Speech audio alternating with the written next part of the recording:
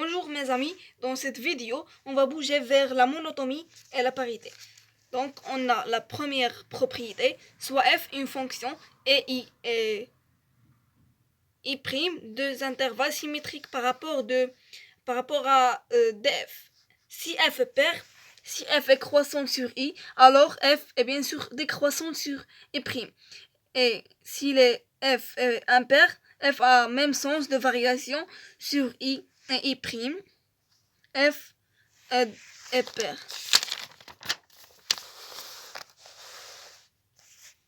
On a ici le schéma. Comme exemple, f de x est égal à x au carré. Donc le domaine de définition est R.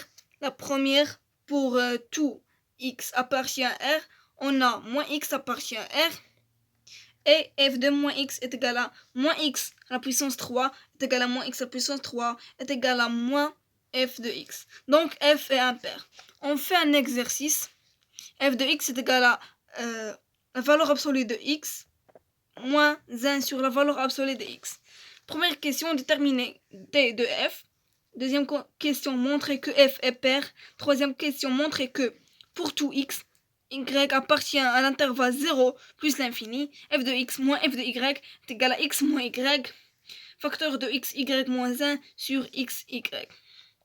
Quatrième question, montrer que f est décroissante sur l'intervalle 0,1 et croissante sur l'intervalle 1 plus l'infini. Corriger. F de x est égal à la valeur absolue de x plus 1 sur la valeur absolue de x. Le domaine de définition c'est x appartient à R si la valeur absolue de x est différente à 0. La valeur absolue de x est égale à 0 si et seulement si x est égal à 0. Les solutions sont le 0. Donc le domaine de définition est R sauf 0. Alors le domaine de définition c'est R étoile est égal à comme intervalle moins l'infini 0 union 0 plus l'infini. Montrons que f est pair. F de moins x est égal à moins la valeur absolue de moins x plus 1 sur la valeur absolue de moins x est égal à la valeur absolue de x plus 1 sur la valeur absolue de x est égal à f de x. Donc f est pair. La troisième question, soit y, x et y appartient à l'intervalle 0 plus l'infini. Donc x est supérieur à 0 et y bien sûr supérieur à 0. Donc la valeur absolue de x est égale à x, la valeur absolue de y c'est y.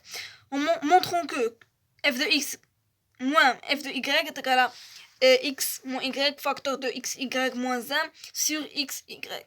F de x moins f de y est égal à x plus 1 sur x facteur de moins facteur de y plus 1 sur y est égal à x au carré plus x sur x moins y au carré plus 1 sur y. La quatrième question, on fait le taux.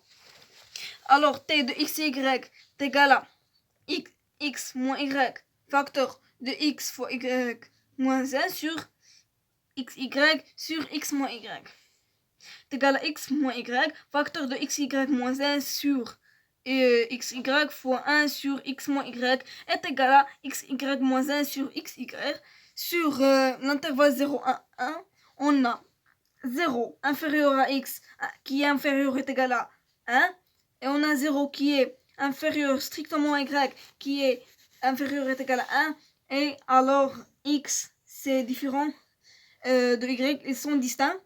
Donc 0 xy entre 0 et 1 et xy moins 1 est inférieur à 0.